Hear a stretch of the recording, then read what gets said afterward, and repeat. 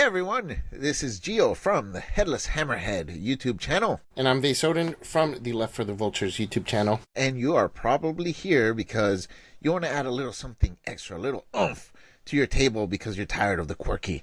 And that's what we're here to talk about. Yeah, today we're going to be discussing an article that you wrote, and it's about film noir and our tabletop role-playing games. I'm really intrigued by this because I'm a huge film noir fan. Some of my top 10 movies of all, I think like 3 or 4 of my top 10 movies of all time are noir films, but I've never really connected the two. So yeah, let's get to it. Yeah, it was kind of funny because my 2 favorite films of all time, my number 2 film of all time is Watchmen, the comic book movie. It's basically noir dressed up in superhero costumes. Yeah. I mean, it is straight noir from the narration to the murders, the global conspiracy. We'll get into all that in a minute. And then my number 1 film of all time for me is Casablanca. I just love the aesthetic, movies from that time. Just there's nothing that compares to them. And, it just captures your imagination. It captures your attention while you're watching these movies. They pull you in, that a lot of other genres don't really do very well. Yeah, so let's define noir. So what is noir? How do you define that? So noir, it's started because the films were black and white back then. It was a really dark aesthetic. They usually took place in very dark settings, dark alleys, rainy streets, dark rooms, back rooms, dark bars. So that's where it got the noir, which means black or dark. That's where it got the noir name. But basically, they started off as a series of films. It was very popular to do films about detectives in the 20s and, kind of like Depression era and stuff. And so they did a lot of hard-boiled detective stories, and they were kind of dressed up in this setting, in this dark, because it just kind of fit a detective story. It added to the mystery. Of course, the setting naturally will add to a mystery story if you have a dark setting with, rainy or whatever, cloudy or foggy. And then you have a detective who's kind of like a don't give a fuck, kind of attitude. He's a little bit of a cynic. He's like, oh, whatever, rough and gruff. And then he gets pulled in to something that becomes way bigger than him. And that's where people get pulled in. So this is what noir film is. It evolved, obviously, after black and white film. You got color film. So there are some noir movies that are in color, like Watchmen, for example. Noir moved away from just detectives. Even though Watchmen is still kind of a detective story, there are noir films like Casablanca that are not detective-centered, but they do still have elements of noir, and we'll talk about what those elements are. Mm-hmm. Would you say, what's that one with like cartoons and then people? Didn't that feel like a noir film with Danny DeVito? Who Framed Roger Rabbit? Who Framed Roger Rabbit, yeah. 100% a noir. Yeah, that is a very unique cool movie and way ahead of its time. Yeah. Definitely a noir movie. 100% a noir movie. And I think that noir has a place at your table in tabletop role-playing games, because I started thinking about it, and it's really interesting that something else happened. I'll bring it up in a second. But the reason I made this connection, I was watching movies last week, and I rewatched Watchmen, which is my number 2 movie of all time. And I'm like, that's where I thought about it. I'm like, oh, man, this is a noir film. It hadn't occurred to me before last week that Watchmen was a noir film. Yeah. And then I thought about it. I'm like, oh, man, my top 2 films are noir. And then I thought, wouldn't it be cool to do this in the Marvel Multiverse role-playing game? To do like a Watchmen noir kind of setting. And then I thought, well, if you can do it there, why can't you do it in fantasy role-playing? How would that work? I started thinking about it, and I'm like, you could actually bring all of these elements to a fantasy role-playing setting, and it, I think, would work really, really, really well. And then, just by pure chance, Amazon had announced, and I missed it because I'm in comics, but somehow I missed it, that they're doing Spider Noir, a TV show with Nicolas Cage, which is based on Spider-Man Noir. And I don't know why they changed the name from Spider-Man Noir to just Spider Noir. Maybe so it could be shorter. Because of the partnership between Marvel and Sony, because of the Marvel Universe or MCU or whatever. So, anyways, yeah. That's why. So Spider Noir is coming out, and they're doing a black and white, and then they're doing a full color. So again, noir is traditionally in black and white, but you can have it in color. And I think both would work. So I started thinking about this, bringing it to your table, and I analyzed the elements. I did a lot of research on what makes noir noir. And there are several tropes that you'll find in a lot of noir. Not in all of them. Not every noir movie uses every single trope, but there are recurring tropes in noir that will put together what makes it noir, right? So yeah, we'll discuss some of those. I'm curious because noir films generally have the one detective. Usually, it's not a group of people. Usually, there's a mystery, and so coming from just role playing games, right? Like, how would you incorporate that into a party or into an adventure game where there's a lot of combat and things like that? Yeah. I mean, I guess some of them don't have to have a lot of combat. Right. But... That's what I was going to mention. So, like, not every element of noir has to be brought in to make it a noir story, right? So, for example, Casablanca, there's no detective in Casablanca, but it's still a noir story. But I started thinking about some of the adventures that we've written, since we've written a ton recently for Left for the Vultures, our game that we're making. And one of the stories that I wrote, which is called In Their Veins, you end up uncovering this conspiracy during your investigation. It's kind of an investigation type adventure, and you start to uncover a mystery. And I thought about it, and I thought, hey, this kind of has elements of noir. I can see how you can easily incorporate noir into a fantasy role-playing game. So generally, again, the setting has to be really dark and gloomy. For our game, Left for the Vultures, which is set in a world where it's eternal night, it's perfect. Right? Yeah. So, generally taking place in a larger city, because usually you're going to find a large conspiracy. And in a small town, that just doesn't really work so well. Again, it doesn't have to include a conspiracy, but generally you would. So that would be probably the overarching theme. And mystery is probably number one. So you're always going to want to have a mystery. And mystery is what draws in the viewers in a noir film and what gets them really involved, because people like to solve puzzles, right? Yeah. So they like to guess and prove that they were right at the end, or if they weren't right and there's a real big twist, then they love to be surprised too. So yeah, you like to be right, but also you like a surprise that actually surprises you, right? Not something that's like a trope. I played mystery adventures, and I think mystery adventures are some of my favorite style of adventures for fantasy role-playing. Obviously, I love combat, so, can't make every adventure a mystery adventure, but I do like a really well, put-together mystery adventure. Kobold Press has this adventure. It's in this book, Midgard Sagas. Great book. Lots of really cool adventures in there. But there's one, it's like an anthology, right, of different adventures, and there's this one adventure that is a mystery adventure. And before the adventure starts, it's actually the first one in the book. It's called Murder on the Crossroads. And the first part of the adventure, like the very beginning of it, they're telling you how to properly run a mystery adventure. And it is the best breakdown of how to run a mystery adventure in Dungeons & Dragons. It is so well done, and it really explains how to make it really impactful for the players and how to do it properly. It is awesome. If you get a chance to get this book, I highly recommend it. Every adventure in this book is pretty cool. They're all very different, and it's really a lot of fun. It's a great anthology for adventures. I highly recommend it. But if you're really interested in learning how to create your own mystery adventures, that is a really good resource. Even though it's only a couple pages of explanation, it really goes deep into it. But anyways, even with that, right? So these are not noir. This is not a noir mystery. It's like just a murder mystery. So how would you then incorporate that and then kind of twist it into a noir style? So noir has several elements. Of course, there's the overall, first there's the mystery. Then there should be an overall conspiracy that's very deep, right? So if you have suddenly the whole town is in on something that's bad, like some kind of corruption, the whole town is in on it. What is the one, 'Tis for the greater good. I love that movie. You know which movie I'm talking about? With Frost and those two guys from that zombie. God damn it! What the hell is that zombie movie? The funny one? Oh, the Shaun of the Dead. Shaun of the Dead. Yeah. The two guys from Shaun of the Dead, Frost and I forget the other guy's name. They made several movies together, and there's one that's a small town. He's one of them's a cop, and he goes into a small town and starts uncovering this like conspiracy. Is that Hot Fuzz? Hot Fuzz. Yeah.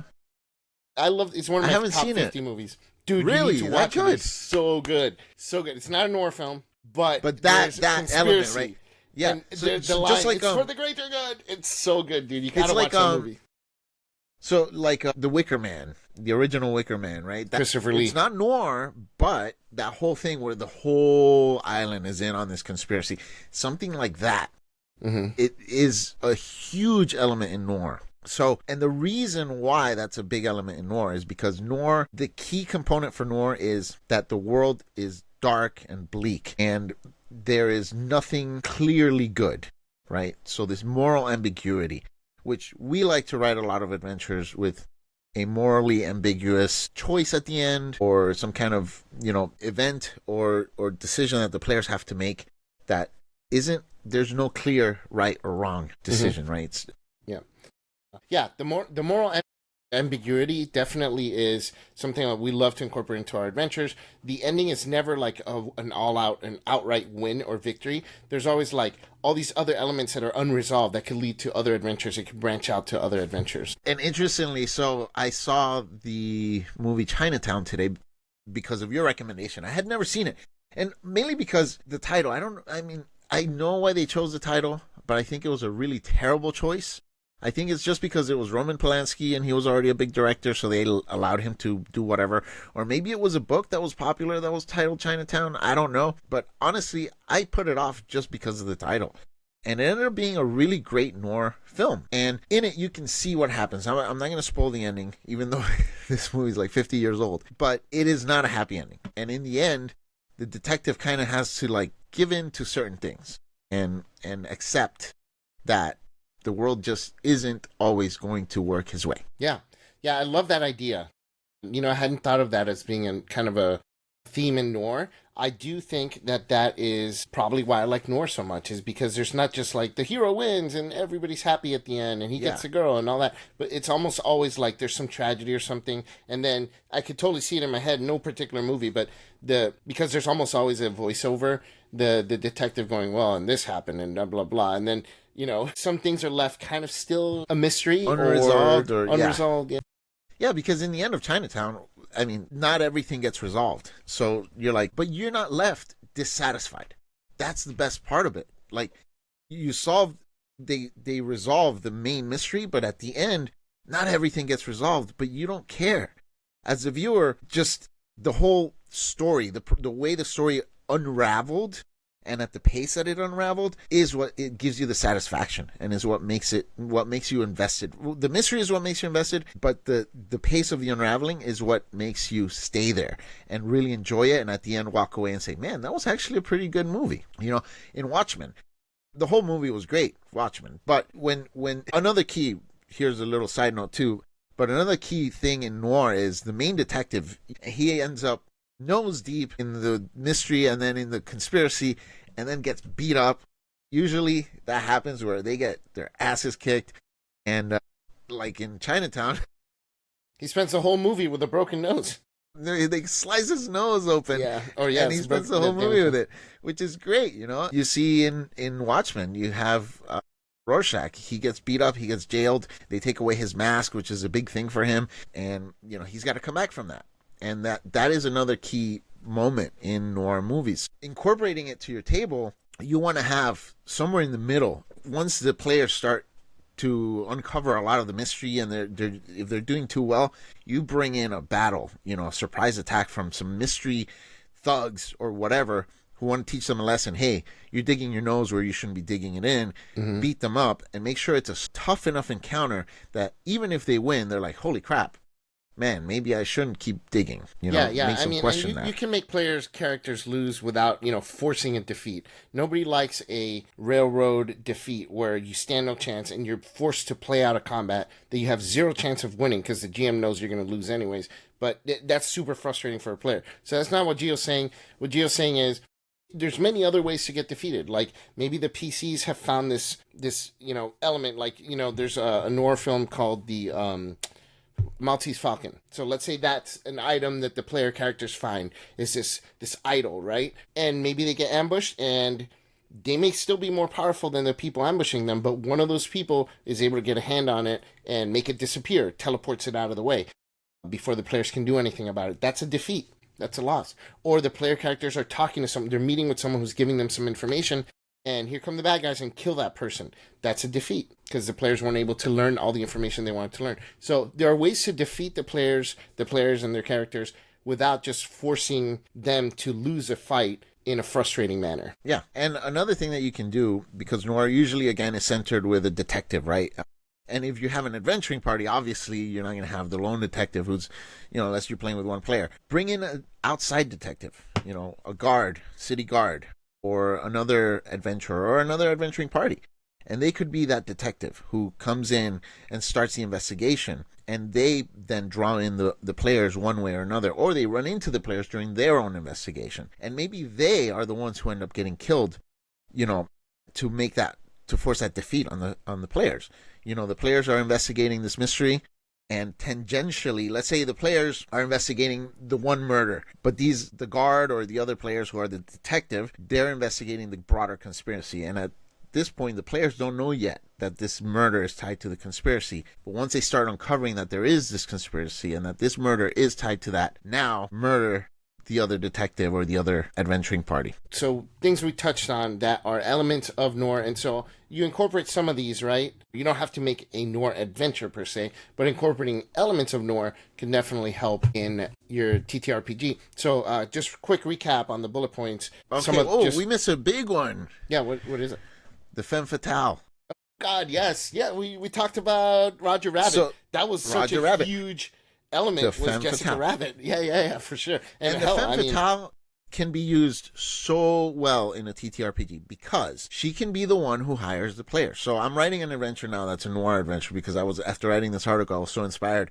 So the femme fatale could be, she hires the PCs to investigate the murder of whatever, her husband or something, right? So she says she's grieving, but she doesn't look like she's grieving when she calls them in because usually the femme fatale is very confident and she's sensual, she uses her sexuality.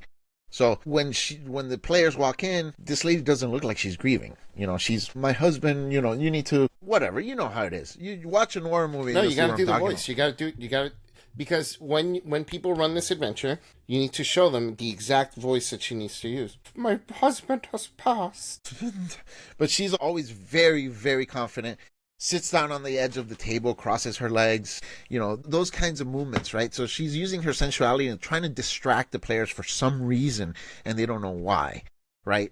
So you can use this character. Once she hires the players, they start the investigation for the murder of her husband. During their investigation, they come to uncover something about her that makes her the number one suspect. This is a huge thing in noir. The femme fatale, always, the reason she's called a femme fatale means deadly woman, because she has embroiled this detective unwittingly into a huge conspiracy, but she knows more than she's letting on, and this causes him problems. And then he discovers, right after he really falls for her, and in Chinatown, spoiler alert, he ends up sleeping with her, but then right after he sleeps with her, he follows her and discovers something that he's like, wait a minute, you are the one, you are guilty. And that's a huge trope in noir. She becomes the prime suspect because something gets uncovered about her, because moral ambiguity. And every character has some type of corruption, some type of trait that makes them not fully good, right?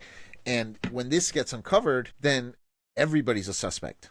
So yeah, to be clear, so, we want to make sure everything's clear what was said here. In Chinatown, he said, oh, you're the one. Doesn't mean the femme fatale has to be the one who's guilty or the bad guy, right? Right. Yeah, it's what Gio's saying is she becomes very likely, or it almost seems like all the evidence she becomes a suspect. Does not mean that she is the guilty one. She is a primary suspect. And then usually in noir, the detective discovers that, this flaw that he's discovered, okay, makes her look not so good, but it doesn't mean that she's guilty. So he gets back on board with her or whatever. And then as he starts to uncover the conspiracy, then now he discovers something else about her, and now she's back on board as a suspect again. So it's this constant push and pull of the mystery. And this is why I say that audiences get drawn in and invested so much in noir mystery movies, because they're constantly trying to guess. They're so invested in being right. They are engrossed in this movie. Whereas, if you have I don't know, Conan, right? Yeah, he's going through, and you like the character, and you like the supporting characters, and they're going through. But you can go out and go to the bathroom, and come back 10 minutes later and continue, pick up right there, miss 10 minutes of it, and it's okay. You don't really care. Hey, whatever. It's a movie, and you walk away, and you're like, all right, that was cool. But with a noir movie or a mystery movie, you are in there, and you're like, the bathroom can wait till the end of the movie, because if I walk out for 10 minutes, I may miss a key clue, that could let me know before everybody else in this movie theater who the killer is. So with that said, bullet point the elements, because we went into each one individually just as a kind of summary of the elements of noir that people can use to incorporate into their gaming session. What are they? Rapid fire. Right. Rapid fire. You need a broad conspiracy. You need moral ambiguity. You need to make sure that the whole world seems dark, physically dark, whether it's with eternal darkness or rain or fog or whatever, but also dark as in everybody has a secret that is not good. And then the femme fatale is a huge one too, and a mystery. So whether it's an item that went missing, somebody that got killed, somebody got kidnapped, something happened, some kind of crime that needs to be solved. And that's what draws the players in. Cool. Yeah. Love it. I can't wait to read that adventure that you're writing. I love noir as a film genre. And like I was saying, like 3 of my top 10 movies of all time, Watchmen being one of them, are noir films. The other one, North by Northwest. Oh, yeah. Yeah, I was about to say, let's do some film recommendations so that people can see what noir is if they're not familiar with it.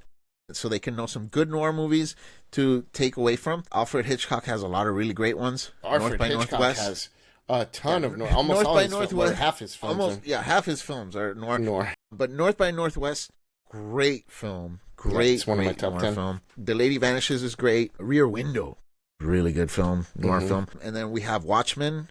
It's more modern, superhero, but really my number 2 movie of all time. I recommend also Casablanca, my number 1 movie of all time. Chinatown, I just saw today, was really good. Who Framed Roger Rabbit? Who Framed Roger Rabbit. For sure. Yep. There's a cool noir / sci-fi movie. It's called Dark City. It starts off as a straight up noir film. It is so cool. It's got a cool soundtrack. We first Ron Perlman. That was where we used to call him the monkey guy. Wasn't that Dark City? Right. I don't remember if he's in Dark City, actually. I'm pretty sure, man. He was in City of Children. Which is a French film. It's not noir. Dark City is kind of a sci-fi. Came out right around the same time as The Matrix. And it flopped because The Matrix just exploded the box office. But Dark City is really cool. Is Dark City the one of they switch the people and stuff? It's like these tall people in suits that have like top hats. They're very noir looking, actually. Yeah. They switch people, right? They switch their lives and stuff. Isn't that it? They switch their lives, yeah. And then in the end, I don't want to spoil it because it's so crazy. But it's good. It turns into a sci-fi film. But it's like very rare to have a sci-fi noir, but that's definitely a noir film. At least in the beginning. It's rare to have a fantasy, medieval fantasy noir film, but you can do it, and trust me, it's going to be fun. Yeah. Read the article. You'll get everything in a detailed step by step. Yep. So we'll link it below. Yeah, check out the article, check out the adventure once it comes out, and join the newsletter because we have really cool articles that kind of expand your breadth of possibility for your role-playing games, and not just Dungeons and Dragons, but any role-playing game that you play. The tips we give are system agnostic, so they're usable for just about any game that you'll play. And we have some really cool articles, and we're building a community. We already have almost 5,000 people in the newsletter that are reading it on a weekly basis, and it's been fantastic just kind of interacting with people and all that. So join us, and be part of it. Give the outro. What about the outro, man? We got to get good at this at some point. What else is there to say? Oh, thanks everyone for hanging out. Blah blah blah. Thanks everyone for hanging out. Check out the links and stuff are going to be in the description and the pinned comment. Unless somebody leaves a nasty comment. If they leave a nasty comment, then that's going to get pinned. So if you want to get pinned, leave us a nasty comment. We're watching you. All right, guys. Thank you very much for hanging out. All right. See you next time. I've been Gio from Headless Hammerhead YouTube channel. Now he remembers what the outro is. Gio from Headless Hammerhead. I'm Vase Odin from Left for the Vultures. Thanks, guys. We'll talk to you guys real soon. All right.